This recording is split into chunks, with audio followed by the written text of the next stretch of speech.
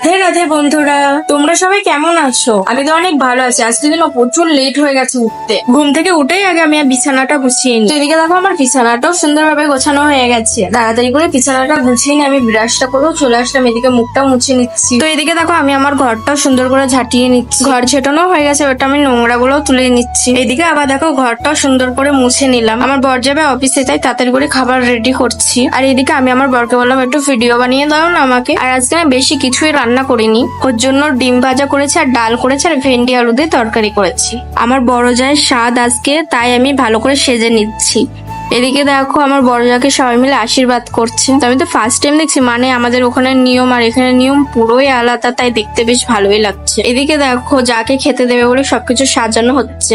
আমার হাজবেন্ড, বৌদি আর একটা ননদ আছে, সবাই মিলে বসে আড্ডা দিচ্ছি। কিন্তু আমি এটা বুঝতে পারলাম না সাদে কেন দুজন বসলো। দেখো ডিম ভাঙা হচ্ছে। আমি তো ফার্স্ট টাইম দেখলাম সাদে আবার ডিম। তোমাদেরও কি এই নিয়মটা আছে? থাকলে অবশ্যই কমেন্ট করে জানিও।